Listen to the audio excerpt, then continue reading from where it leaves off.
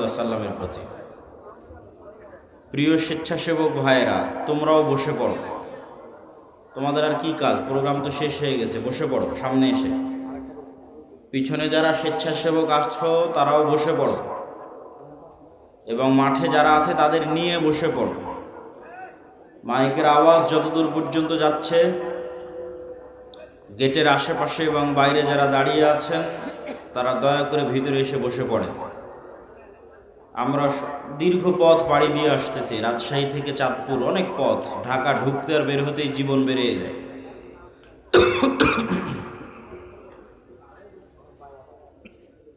এই দীর্ঘ পথ পাড়ি দিয়ে আপনাদের এখানে উপস্থিত হয়েছি, এটাকে মূল্যায়ন করতে হবে। অতএব স্বেচ্ছাসেবকের যারা দায়িত্ব পালন করছে তাদেরও দাঁড়িয়ে থাকার সুযোগ নেই। তোমরা জনগণকে সাথে করে নিয়ে সামনে এসে বসে পড়ো, অথবা সামনের এই জায়গা থেকে সরে দাঁড়াও, চোখের সামনে থেকে সরে দাঁড়াও। যারা দাঁড়িয়ে আছেন তাদেরকে যেন দেখতে না পাই আমি। তারা ডানে অথবা বামে গিয়ে দাঁড়িয়ে থাকেন। আজকের সংক্ষিপ্ত বক্তব্যের বিষয়বস্তু উম্মতে মুহাম্মাদির গোলামি থেকে মুক্তির রাস্তা, নাজাতের রাস্তা। দাসত্ব থেকে স্বাধীনতা, আজাদির, মুক্তির রাস্তা।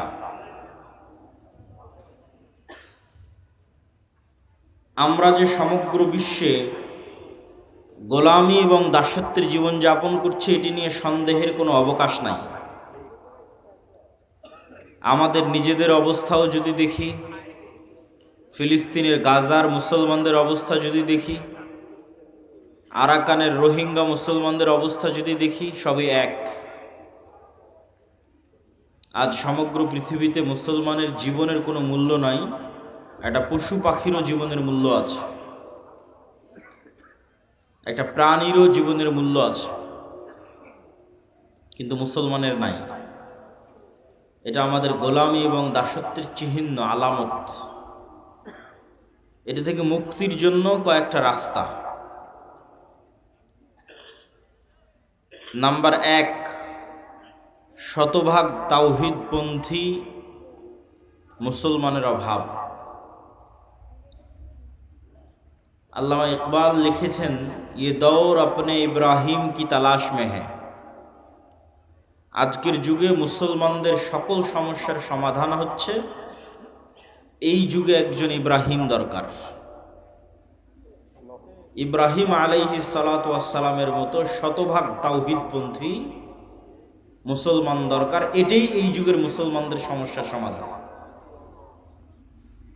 কিন্তু এই যুগে শতভাগ তাওহীদপন্থী মুসলমান খুঁজে পাওয়া যায় না। কেউ রুবুবিয়্যাতে শিরক করছে, কেউ উলুহিয়্যাতে শিরক করছে, আর যারা নিজেদেরকে আহলুল হাদিস অথবা সালাফি দাবি করে তারা আলহামদুলিল্লাহ অনেকটাই উলুহিয়্যাতের শিরক থেকে বেঁচে থাকে। কিন্তু তারপরেও আরও এমন কিছু বিষয় আছে যে বিষয়গুলোতে আমরা পূর্ণাঙ্গ তাওহীদের অনুসারী নই। যেমন মনে করেন যে আমরা যারা এখানে উপস্থিত আছি, আমাদের অনেকেই হয়তো কবরে পূজা করে না, কবরে যায় না, সিজদা করে না, তাবিজ কবজ ব্যবহার করে না, কিন্তু ঠিকই বিড়ি, সিগারেট, জুয়া ইত্যাদির নেশায় আসক্ত। তাহলে ওই বিড়ি, সিগারেট, জুয়াটাই হচ্ছে তার ইলাহ। এটা আমি বলছি না, আল্লাহই বলেছেন, ইলাহাহু হাওয়াহ, তার ইলাহ হচ্ছে তার মনের প্রবৃত্তি। তাহলে সে মনে করছে, কই আমি তো তাওহীদপন্থী মানুষ, আমি তো শিরক করি না। কিন্তু ও যে তার নিজের নফসকে নিজের ইলাহ বানিয়ে নিয়েছে, নিজের মনের প্রবৃত্তিকে নিজের ইলাহ বানিয়ে নিয়েছে, এটা আরও জানে না। এরকম অসংখ্য মানুষ আছে, দেখবেন টাকার কাছে দুর্বল, টাকার কাছে বিক্রি হয়ে যায়। ক্ষমতার কাছে দুর্বল, ক্ষমতা পাওয়ার জন্য সব কিছু করতে পারে। আলেম ওলামা থেকে শুরু করে, ইসলামী দল সংগঠন থেকে শুরু করে, অন ইসলামিক থেকে শুরু করে, ক্ষমতার জন্য সকল ধরনের লিয়াজু, লবিং, 2 নম্বরি রাস্তা, ধোঁকাবাজির রাস্তা, মিথ্যার রাস্তা, এই যে যত এমপি পদপ্রার্থী হলফনামা জমা দিয়েছে, এদের 90% জন ওদের হলফনামায় মিথ্যা লিখেছে। আমি 90 জন বললাম, হয়তো 100 জনই, আল্লাহ ভালো জানে। কিন্তু আমি জানি না, যেহেতু আলিমুল গায়েব রব্বুল আলামিন, এই জন্য বললাম 90%।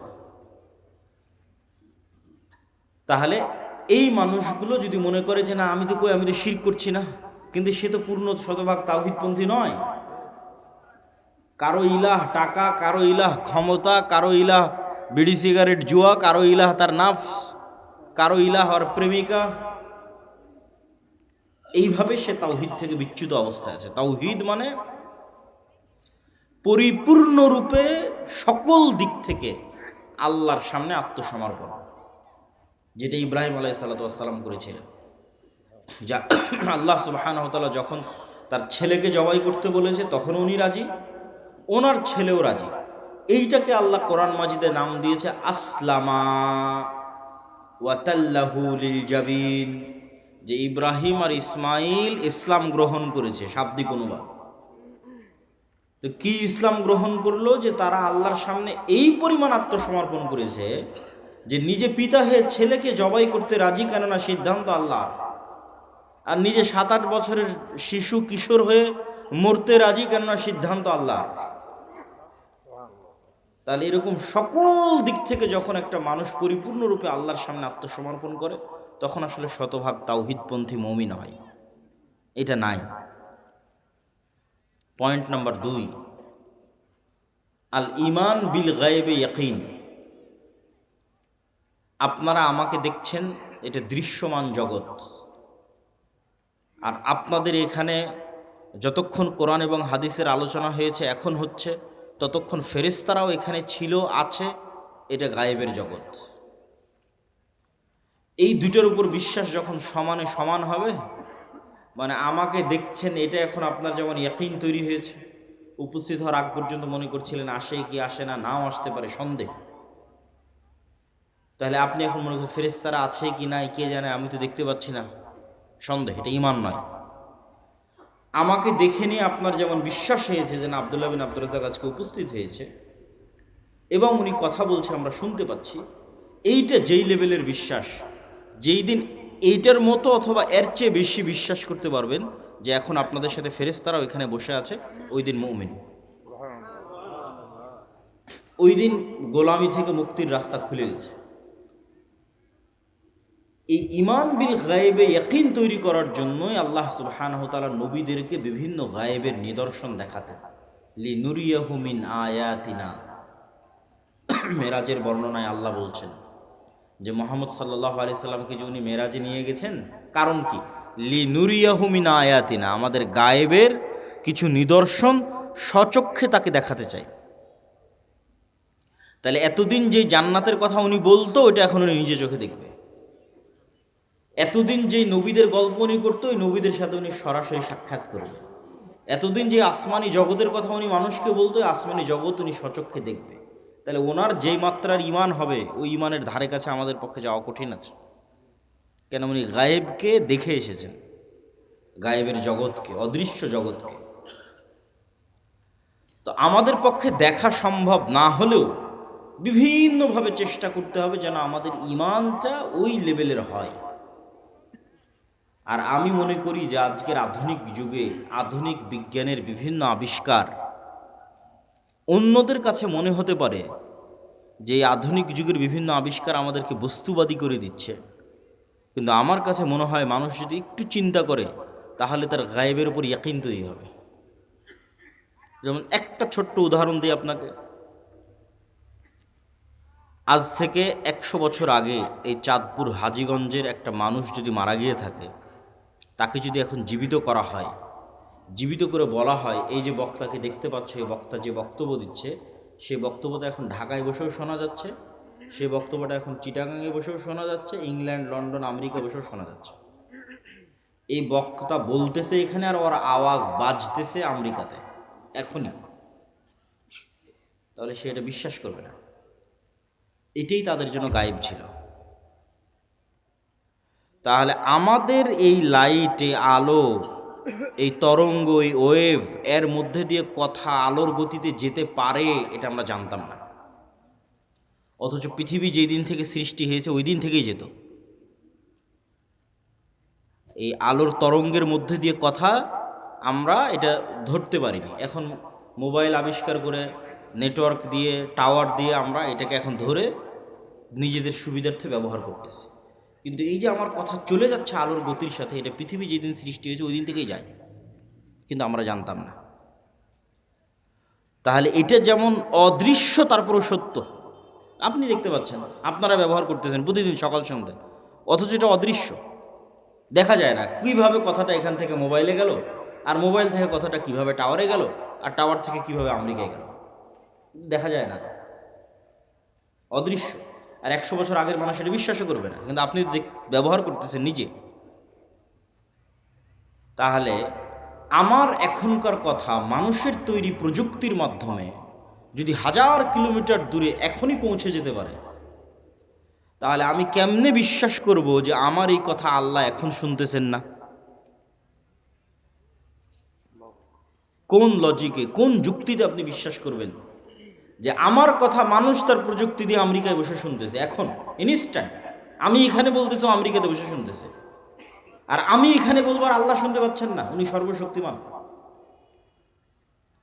এরকম আপনি মানুষের তৈরি করা যত কিছু আছে তার প্রত্যেকটার মধ্যে আপনি গায়েবের আলামত পাবেন। এগুলো সব 100 বছর আগের মানুষের জন্য গায়েব ছিল, আরও কত গায়েব এরকম উন্মোচন হবে আল্লাহ সুবহানাহু ওয়া তাআলা ভালো জানে। এই জন্য অদৃশ্য জগতের উপর আপনাকে ইয়াকিন রাখতে হবে। আল্লাহ সুবহানাহু ওয়া তাআলা কোরআন মাজিদে বলছেন, আলিফ লাম মিম যালিকাল কিতাবু লা রাইবা ফীহি হুদাল লিল মুত্তাকিন আল্লাযীনা ইউমিনুনা বিল গায়ব। মুত্তাকি মুমিন ওয়ারাই যারা গায়েবে ঈমান রাখে, না দেখা জিনিসে ঈমান রাখে। কেমন? ওয়াবিল আখিরাতি হুম ইউকিনুন, ইয়াকিনের পর্যায়ে ঈমান রাখে। কবরের জীবন, বারজাখি জীবন গায়েব, পরকাল, জান্নাত, জাহান্নাম গায়েব। এগুলোর উপর যতক্ষণ আপনি ইয়াকিন তৈরি করতে না পারবেন, ততক্ষণ আপনি বস্তুবাদী অবস্থায় পৃথিবীতে বসবাস করবেন। আপনাকে এগুলোর উপর ইয়াকিন তৈরি করতে হবে। যেমন বারজাখি জীবনের কথা যদি একটু বলি, ইয়াকিনের, ইমান বিল গায়েবে ইয়াকিন অর্জন করতে গিয়ে একটু বলি, বারজাখি জীবন এটাও গায়েব। ওইটার কিছু আলামত আল্লাহ আমাদের এই জীবনেই দিয়ে রেখেছে। সেটা কি? প্রতিদিন এই যে আজকে রাতে আপনি ঘুমাতে যাবেন, এটাই ওই বারজাখি জীবনের চিহ্ন যা আমরা এই দুনিয়াতে প্রতিদিন ভোগ করতেছি। তো এই ঘুমটা দেওয়াই হয়েছে মানুষকে এটা বোঝানোর জন্য যে তোমার পরবর্তী জীবন এরকম হবে, তোমার পরবর্তী জীবন এরকম হবে, তোমার পরবর্তী জীবন এরকম হবে। ঠিক যখন বারজাখি জীবনে চলে যাবেন, তখন জান্নাত থেকে শীতল হাওয়া আসবে কারো কবরে, কারো কবরে জাহান্নাম থেকে গরম হাওয়া আসবে। ওকে এটা বোঝানোর জন্য যে তোমার পরবর্তী জীবন এরকম হবে। এখনও যায়নি জান্নাতে, এখনও যায়নি জাহান্নামে, কিন্তু কবরে থাকা অবস্থায় বুঝতে পারবে জান্নাতের জীবন কেমন হবে, জাহান্নামের জীবন কেমন হবে। আমরা যে দোয়া রাসূল সাল্লাল্লাহু আলাইহি ওয়াসাল্লাম আমাদের শিখিয়েছেন, আল্লাহুম্মা বিইসমিকা আমুতু, হে আল্লাহ আপনার নামে মরতে যাচ্ছি, ওয়া আহিয়া, এবং আপনার নামে মরা থেকে বেঁচে উঠব। যদি আমাদের ভাষায় দোয়া হতো তাহলে হতো আল্লাহুম্মা বিইসমিকা আনামু ওয়া আইকাযু। যারা আরবি জানে তারা বুঝতে পারবে যে হে আল্লাহ আপনার নামে ঘুমাতে যাচ্ছে, আপনার নামে ঘুম থেকে উঠব। নাওম মানে ঘুম, কিন্তু এখানে ঘুমের কথা বলা নাই, বলেছে আল্লাহ আপনার নামে মরতে যাচ্ছে, এখন আপনার নামে মরা থেকে জীবিত হব। আবার সকালবেলা উঠে যে দোয়া শেখানো আছে, আলহামদুলিল্লাহিল্লাযী আহইয়ানা বা'দা মা আমাতানা, আল্লাহ মরে গেছিলাম রাতে, এই মরা থেকে আপনি এখন আমাকে সকালবেলা আবার জীবিত করেছেন। বা'দা মা আমাতানা, মরে যাওয়ার পর, মৃত্যুবরণের পর আজ সকালে আপনি আমাকে জীবিত করেছেন, ঘুমানোর পরে না। ওটাই বারজাখি জগতের আলামত, চিহ্ন। যদিও বারজাখি জগতে এক এক রুহের মর্যাদা অনুযায়ী এক এক রুহের সম্মান এবং জীবনযাপনের ধরন, লাইফস্টাইল ভিন্ন হবে। যেমন শহীদদের বারজাখি জগতে লাইফস্টাইল হবে, তারা পাখি হিসেবে জান্নাতে উড়বে, ওহুম ইউরজাকুন, আর পাখি অবস্থায় তাদেরকে খাবার দেওয়া হবে, খাবারও খাবে। তাহলে কবরে গিয়ে মানুষ খাবারও খেতে পারবে। তারা কারা? তারা শহীদেরা কবরে খাবার খাবে, মানে বারজাখি জীবনে পাখি অবস্থায় জান্নাতে উড়বে এবং খাবার খাবে। এদের চাইতেও যারা উপর পর্যায়ের রূহ, শহীদদের চাইতেও, তারা আল্লাহর আরশের সাথে ঝুলন্ত থাকবে। তাদের চাইতেও যারা উপর পর্যায়ের রূহ, যেটা নবীদের রূহ, তারা কাছাকাছি দুনিয়ার মতো লাইভ জীবন যাপন করবে বারজাকি জীবনে। বারজাকি জীবনেই কাছাকাছি দুনিয়ার মতো লাইভ জীবন যাপন করবে। যেমনটা রাসূল সাল্লাল্লাহু আলাইহি সাল্লাম আসমানে গিয়ে মুসা আলাইহিস সালামের সাথে সাক্ষাৎ করতেছে, আবার মসজিদে আকসায় সকল নবীকে নিয়ে সালাত আদায় করতেছে। সব নবী তো দুনিয়া থেকে বিদায় নিয়েছে, নাই, এগুলো সব বারজাকি জগতে ঘটতেছে। সেখানে নবীদের সাথে সাক্ষাৎ হচ্ছে, কথোপকথন হচ্ছে। তাহলে তাদের জীবন অন্য আর রুহের তুলনায় আরও বেশি সুযোগ সুবিধা সম্পন্ন, আরও বেশি মর্যাদা সম্পন্ন। তাহলে এই যে বারজাকি জীবন, তারপরে জান্নাত জাহান্নাম, এগুলো চোখে যত আপনি দেখতে পাবেন, যত আপনার এটার উপর ইয়াকিন তৈরি হবে, তত আপনি বুঝতে থাকবেন যে আমাদের এই জীবনটা আসলে কিছুই না। এই জীবনটা ঠিক আমি যেমন রাজশাহী থেকে বিশাল লম্বা সফর করে আপনার চাঁদপুরে আসলাম, ঘণ্টাখানেক বক্তব্য দিয়ে আবার রওনা দিব। এই চাঁদপুরে আমার ঘণ্টাখানেক অপেক্ষা, আর রুহের জগৎ থেকে জান্নাত অথবা জাহান্নামে যাওয়া পর্যন্ত যে লম্বা সময়, এই লম্বা সময়ের মধ্যে 60 বছরের জীবন এরকম 1 ঘন্টার মতো, এরকম আধা ঘন্টার মতো সফর চলা অবস্থায় অপেক্ষার সময়। আর মানুষের কাছেও এটা তাই মনে হবে। কিয়ামতের মাঠে মানুষ বলবে, আরে আমরা দুনিয়া তো মনে হয় একদিন ছিলাম, আমরা তো দুনিয়াতে মনে হয় আধা দিন ছিলাম। আর আপনি নিজেও এখন নিজেকে জিজ্ঞেস করে দেখেন